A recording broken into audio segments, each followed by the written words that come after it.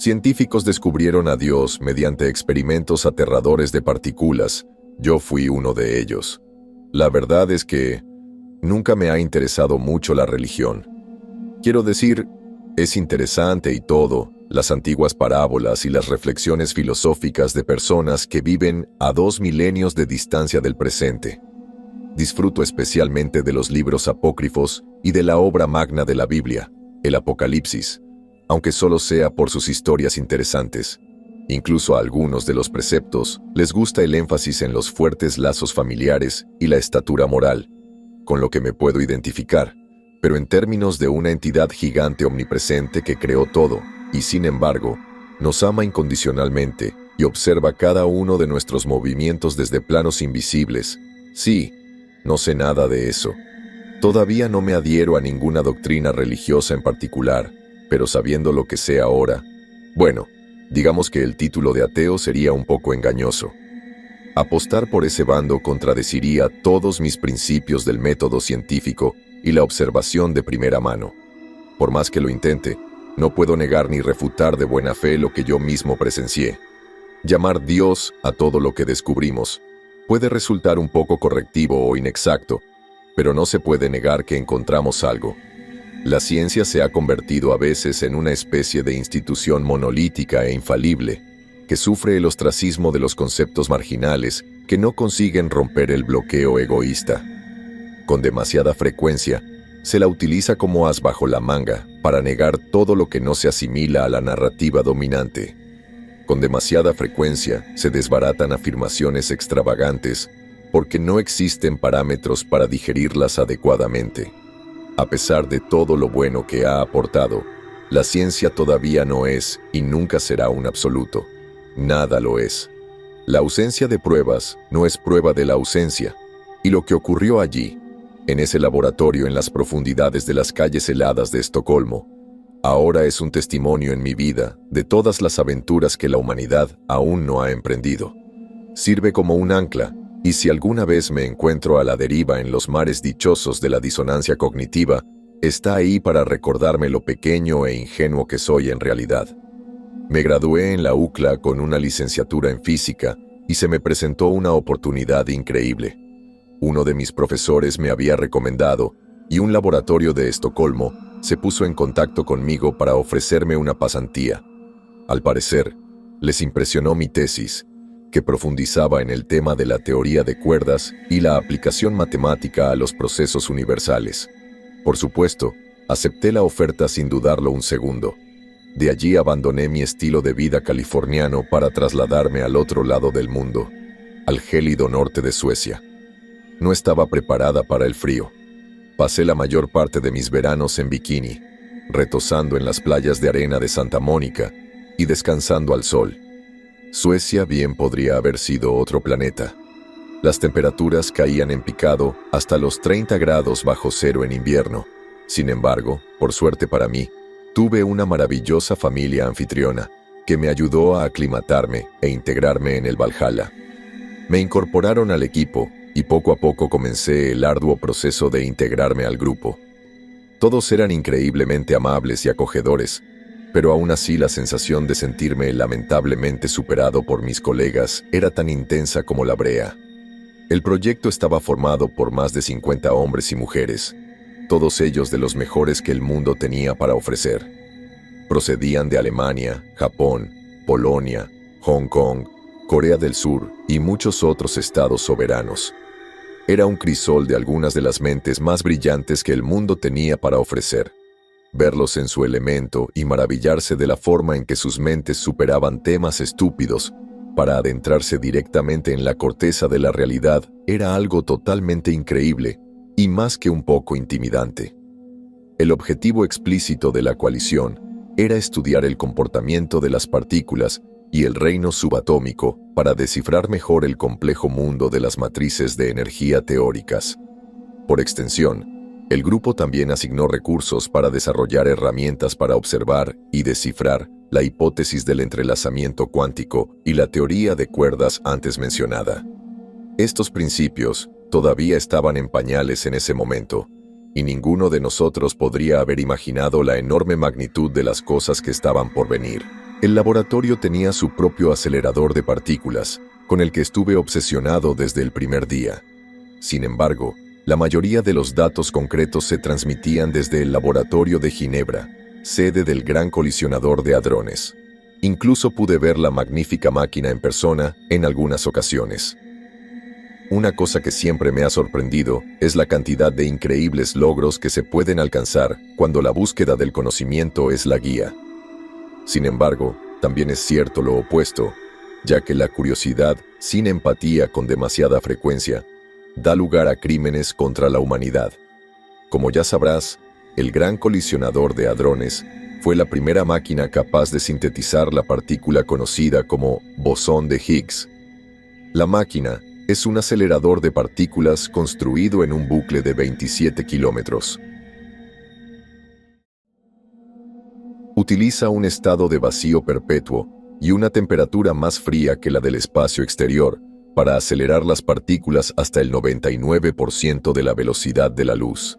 Las partículas chocan entre sí, creando espectaculares explosiones de radiación y resultados que se teorizan como similares a los del Big Bang, pero a una escala mucho menor.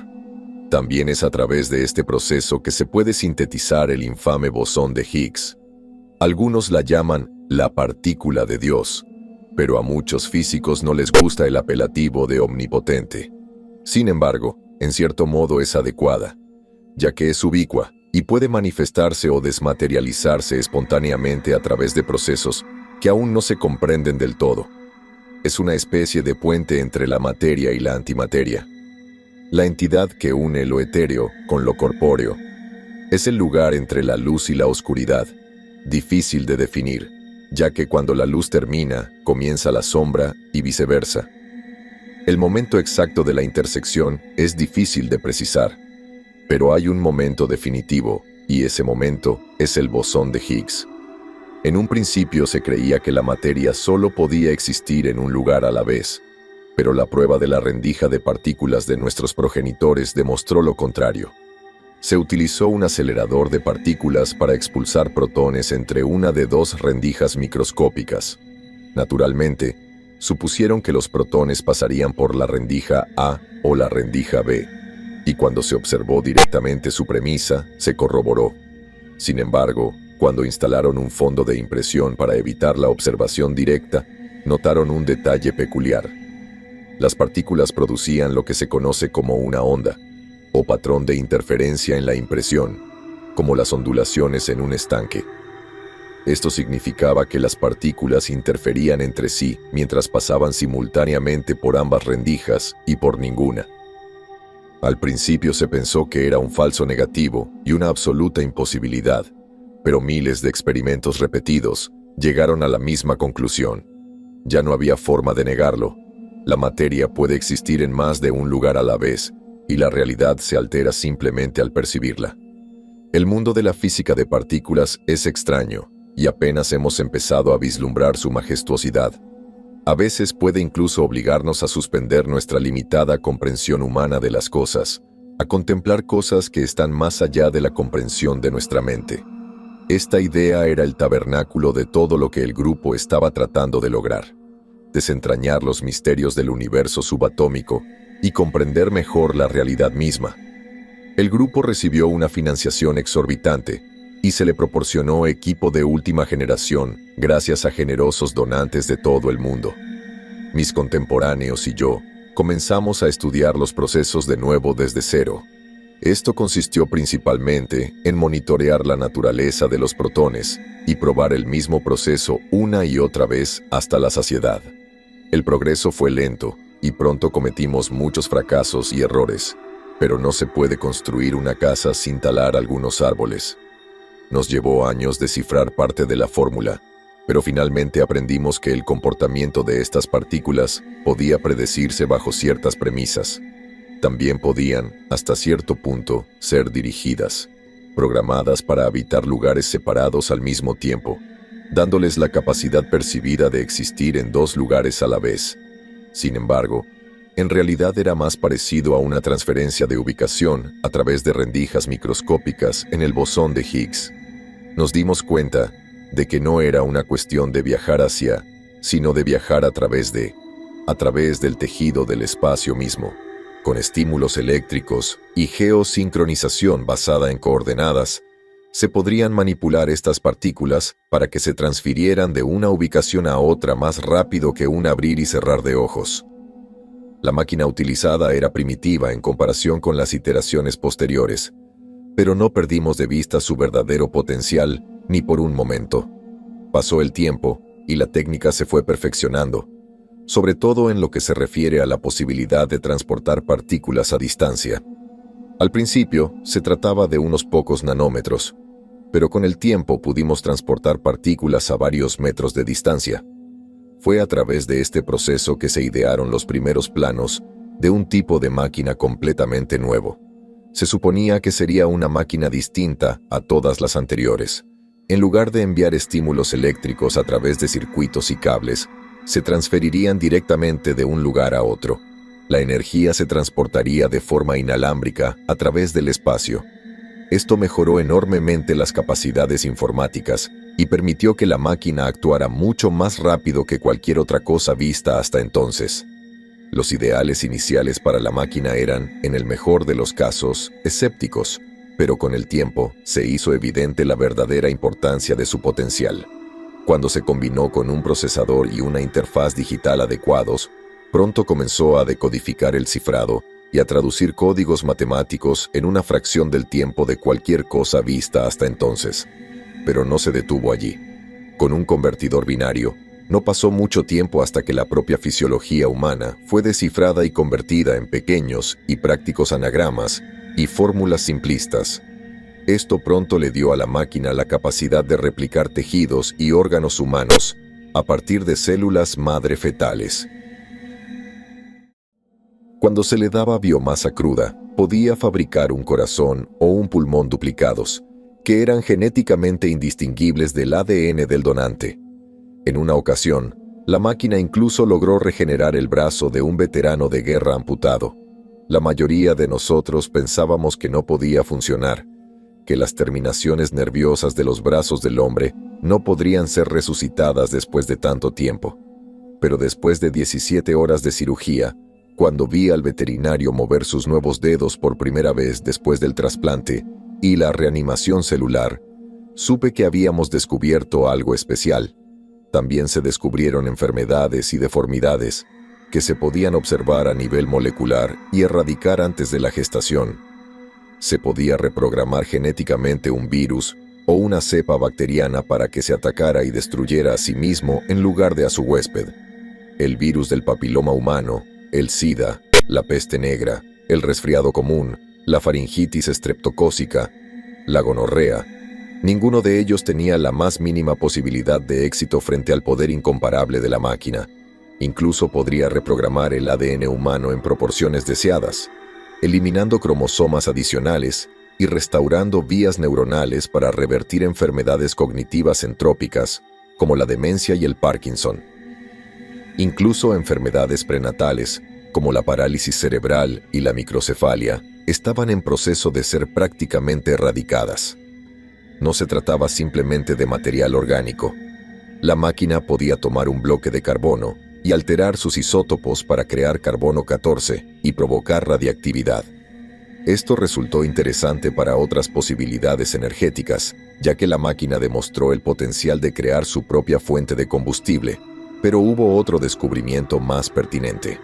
Al reorganizar el número de protones en el núcleo atómico, se alteró el peso atómico del elemento dado, convirtiéndolo así en otro elemento completamente diferente.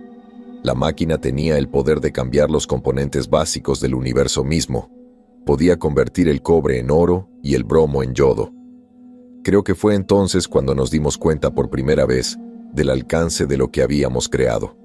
Las aplicaciones de la máquina parecían infinitas.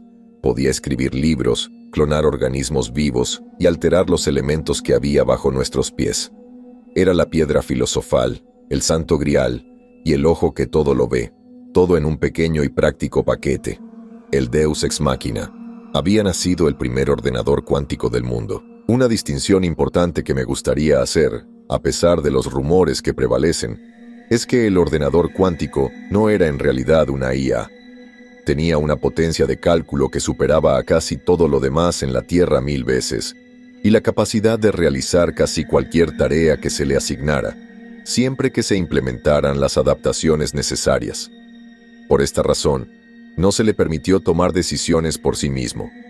Muchos de mis colegas estaban justificadamente nerviosos ante la perspectiva de que una inteligencia artificial de alguna manera adquiriera sensibilidad y se descontrolara con el poder de la manipulación cuántica.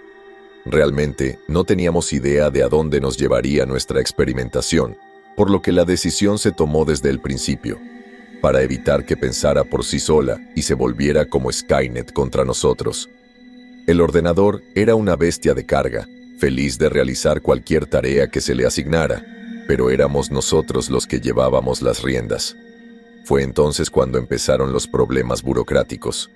Muchos donantes del proyecto e incluso algunos de mis compañeros de equipo tenían sus propias ideas sobre cómo aprovechar al máximo la máquina. Todas las naciones implicadas la querían para sí mismas y tenían su propia visión sobre cómo aprovechar al máximo sus capacidades. Varios miembros de la coalición acabaron abandonando el proyecto o siendo despedidos directamente, prometiendo volver con un batallón de abogados a su lado.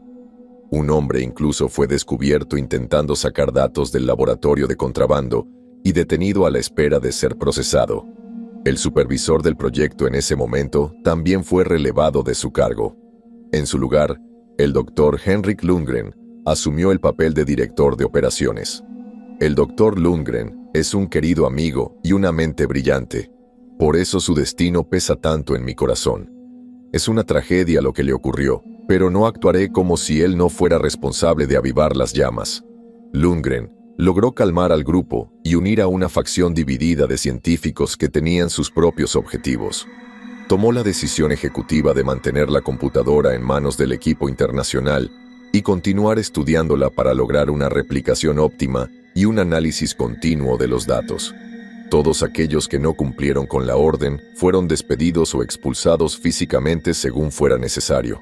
Lundgren había trabajado durante años en el desarrollo de las capacidades virtuales de las máquinas y decidió que lo mejor era invertir más en ellas.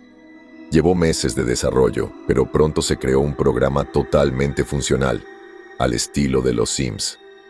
Fue increíble.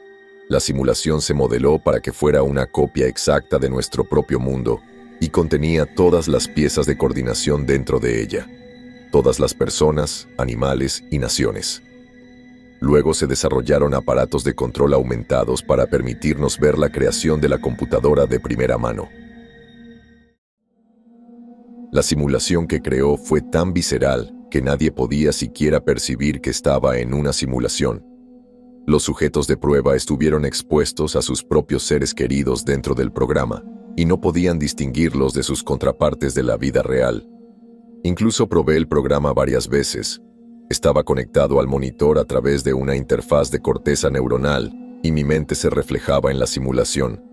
Me desperté con la luz del sol asomándose por las persianas y el sonido de los coches en la calle. A mi alrededor, en las paredes, había pósters de Harry Potter, JoJo y los Expedientes X, entre otros. Reconocí inmediatamente dónde estaba. Era la casa de mi infancia, un complejo de apartamentos en Sacramento. Mis padres estaban allí y actuaban de acuerdo con su comportamiento en la vida real. Mi padre incluso hacía nuevos chistes cursis de una manera que se adaptaba a su personalidad. Sin embargo, no era un recuerdo. Era un escenario completamente nuevo, inventado por mi mente y la simulación cuántica. Mis padres ya fallecieron en el mundo real y volver a pasar tiempo con ellos fue indescriptible. Aunque solo fueran simulaciones, la experiencia fue profundamente catártica para mí. Terminé saliendo de la simulación llorando, abrumada por la experiencia y la capacidad de hablar con mis padres una vez más. El evento fue tan esclarecedor para mí que incluso hizo que lidiar con su ausencia fuera un poco más fácil. Después de todo, ahora podía hablar con ellos cuando quisiera. Me di cuenta de que nunca quería salir de Matrix. Posteriormente, el Dr. Lundgren me interrogó sobre mi experiencia y yo estaba más que feliz de poder contarle lo que había visto. Me escuchó atentamente, asintiendo con la cabeza de vez en cuando, y respondiendo con una sola palabra. Su rostro grisáceo sonreía y sus mejillas se llenaban de hoyuelos de alegría, pero sus ojos estaban lejos del presente y preocupados. Algún tiempo después, celebramos una reunión con todo el personal. Lundgren se puso de pie y caminó de un lado a otro frente al grupo, en silencio y absorto en sus pensamientos. Cuando finalmente habló, captó toda nuestra atención. Repasó todo lo que nuestro pequeño grupo había logrado y todo lo que habíamos aprendido en nuestro viaje. Todos los milagros revelados y traducidos a codificación digital, y todos los avances logrados. Sin embargo, no era una voz triunfante, sino sombría, como si nada de eso importara realmente. Luego, primero propuso su teoría. Allí estábamos, con todo un universo simulado al alcance de la mano. Una realidad digital creada y mantenida por una máquina que habíamos construido. Una simulación que era tan auténtica que nadie podía distinguirla de la realidad misma. Y si teníamos el poder de crearla, ¿cómo sabíamos que nuestro propio universo no era el resultado del mismo proceso? ¿Cómo sabíamos que nuestra realidad no era, de hecho, una mera simulación? Un silencio desconcertante se apoderó del resto del grupo cuando Lundgren concluyó su epifanía. Todos los presentes parecían contemplar en silencio la idea, con un aura visiblemente nerviosa que ahora persistía. No se dijo mucho después de eso, pero no era necesario. Teníamos un objetivo completamente nuevo. Al regresar al trabajo al día siguiente, me di cuenta de que varios de nuestros colegas habían abandonado el proyecto sin siquiera decir adiós. Solo quedábamos 7, entre los que se encontraba el prestigioso Henrik Lundgren. Sin embargo, él había cambiado. Su optimismo alegre y su actitud inquisitiva habían vuelto a convertirse en un hombre impaciente y balbuceante. Se volvió hostil a las preguntas prolongadas, y pude ver que esa idea le corroía la mente mientras caminaba por la cuerda floja entre la locura y la genialidad. A veces parecía estar al borde de la psicosis catatónica. Divagaba y hablaba solo, y prácticamente dejó de salir del laboratorio.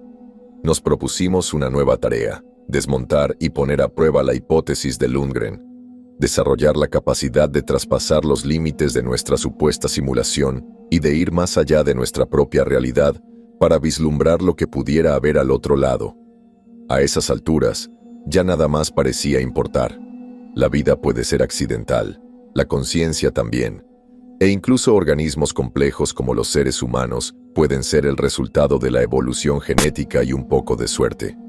Sin embargo, la simulación no es accidental. Requiere una inmensa cantidad de dedicación, programación y logística, por no hablar de energía y mantenimiento. La capacidad de sintetizar mundos digitales no es algo que se aprende o se logra por accidente. Se necesitan tiempo, recursos y capacidad intelectual para intentarlo, e incluso entonces no hay garantía. El único concepto que se descartó de inmediato fue que la simulación teorizada fuera el resultado de un fenómeno natural o de una alineación cósmica aleatoria. Si la hipótesis de Lundgren era correcta y nuestro universo era de hecho una ilusión, entonces alguien o algo tenía que estar moviendo los hilos detrás del velo. Por muy potente que fuera el ordenador cuántico, ni siquiera éste tenía la capacidad de vislumbrar directamente dimensiones superiores. Como ya hemos dicho, solo recibía órdenes nuestras y solo podía realizar tareas que pudiéramos articularle coherentemente. Nos dimos cuenta bastante pronto de que era probable que no fuera posible ver directamente más allá de los límites del universo. La única opción era enviar un mensaje. A través de experimentos correctivos y docenas de noches de insomnio, finalmente logramos un avance. Nuestra realidad se basa en leyes, leyes del movimiento, leyes de la atracción, leyes de la física. Estas leyes no se pueden romper accidentalmente, pero con la tecnología cuántica se pueden manipular. Muchos creen que los extraterrestres inteligentes fueron los primeros en alertarse sobre la humanidad cuando las bombas atómicas cayeron sobre Hiroshima y Nagasaki.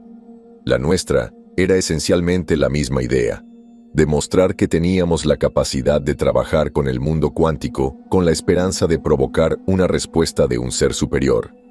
Si pudiéramos romper o doblar una de estas leyes de la realidad, Entonces tal vez el supuesto orquestador se vería obligado a responder. Uno de los primeros descubrimientos que hicimos fue el concepto de tiempo inverso. El tiempo es una medida de algo que ocurre y, sin nada que observar, el tiempo no tiene sentido. El concepto solo tiene sentido cuando está en presencia de materia. Los dos conceptos de espacio y tiempo son coextensivos, como luz y oscuridad o calor y frío. Uno no existe sin el otro.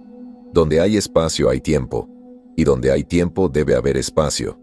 El opuesto de la materia no es la nada, sino la antimateria.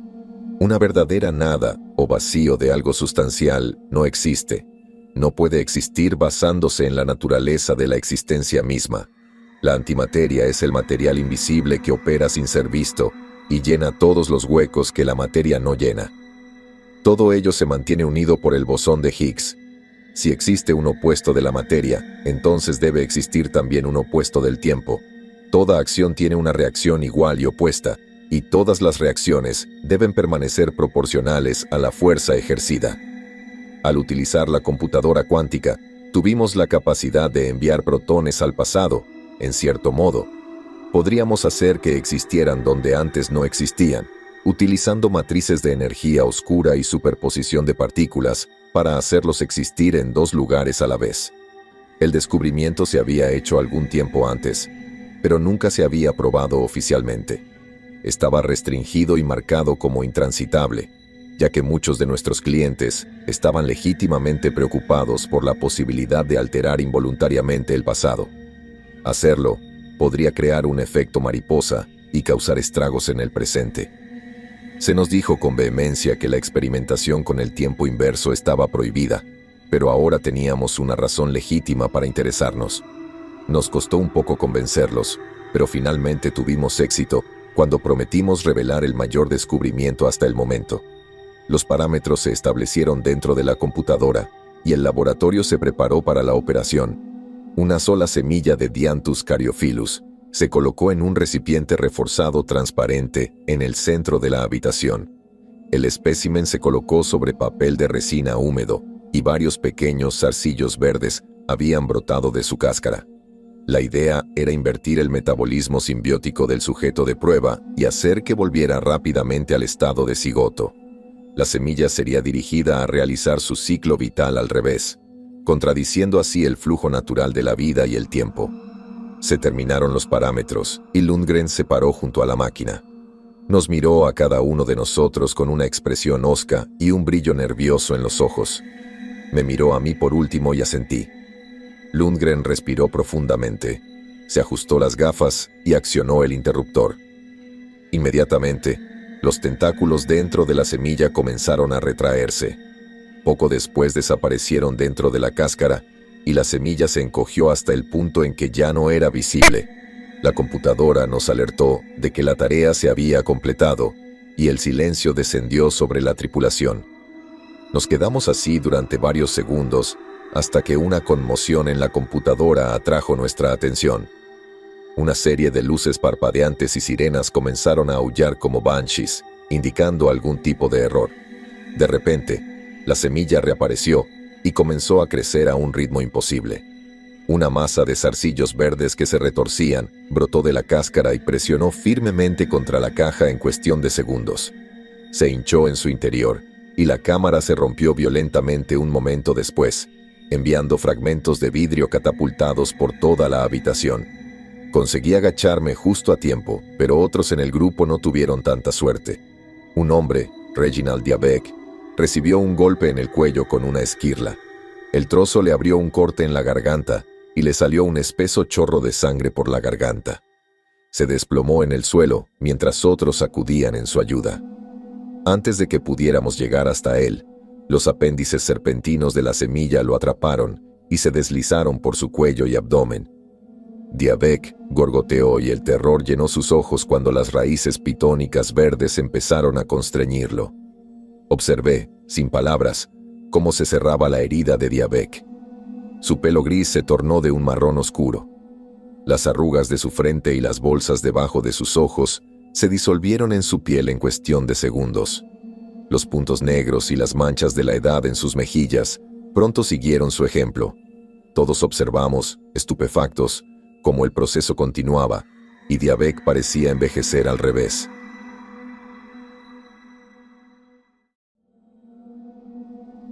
Diabek debía tener casi 60 años, pero en cuestión de segundos parecía un joven de unos 30 años. Luego se convirtió en un joven adulto, luego en un adolescente.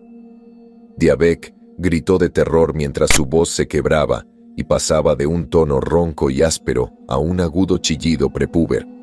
Su cuerpo se encogió dentro de la ropa y sus extremidades se retrajeron dentro del abrigo. Cuando llegamos hasta él, ya se había ido. No tuvimos tiempo de quedarnos boquiabiertos, ya que nuestro estupor fue interrumpido por el sonido de una sirena de advertencia y una plétora de luces parpadeantes que indicaban un problema externo de algún tipo. La pantalla era un mecanismo de seguridad diseñado para proteger al ordenador de fuentes externas maliciosas. La mayoría de nosotros pensábamos que los cortafuegos del ordenador cuántico eran suficientes para evitar cualquier intento de violación, pero, aparentemente, estábamos equivocados. Uno de mis colegas corrió hacia el interruptor de apagado. Estaba a punto de accionarlo cuando un grito repentino de Lundgren lo detuvo. Lundgren se quedó de pie, con los ojos abiertos como platos y la boca abierta mientras miraba el monitor principal de la computadora. La pantalla de advertencia había cesado y solo quedaba activa una única pantalla. Sobre ella se mostraba una única barra de carga, con aproximadamente el 20% de ella llena. Esto indicaba solo una cosa: algo se estaba descargando. Inmediatamente supusimos que debía tratarse de un virus o algún tipo de malware. Una posibilidad que en un principio parecía imposible en función de las medidas de seguridad del ordenador, pero aún así la descarga perseveró.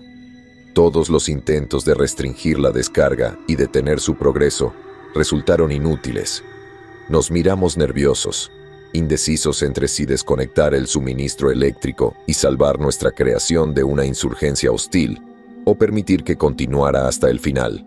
Finalmente, los inversores que estaban fuera de la sala, a quienes ya se les había notificado el desarrollo, hicieron el llamado. Exigieron que se cortara la electricidad y que se salvara la máquina. El ordenador representaba una inversión colosal, y los costos de repararlo o reemplazarlo si se producía algún daño no eran algo que se tomara a la ligera. A regañadientes, Lundgren siguió las órdenes y ordenó el protocolo de apagado. Se hizo de inmediato, pero la máquina no se apagó. Continuó funcionando, imposible, y sin una fuente de energía directa que la sustentara. El pánico comenzó a extenderse por todo el laboratorio y se ordenó cortar la energía de toda la instalación desde la computadora central. Se hizo en cuestión de segundos y la habitación quedó a oscuras. La única luz que quedó fue la del monitor principal cuando la descarga llegó a la mitad. La computadora gruñó y zumbó bajo una enorme presión, mientras cientos de ventiladores se activaban para intentar enfriar la máquina gigante. Nos quedamos atrás, sin poder entender nada de lo que había pasado.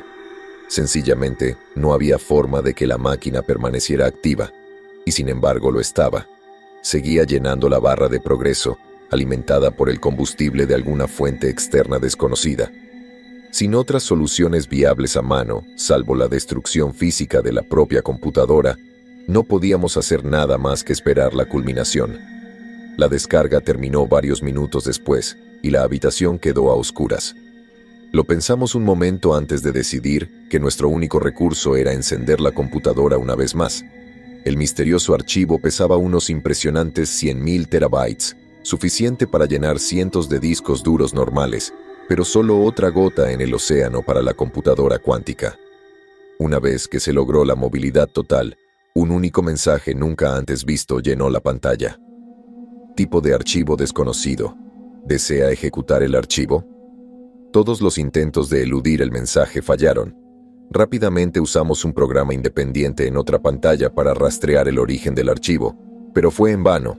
Ahora bien, no hay forma de esconderse de un ordenador cuántico detrás de un proxy o una VPN. Utiliza un proceso basado en algoritmos, combinado con la velocidad de respuesta de ping, para determinar el origen probable con una precisión de hasta el 99,999%.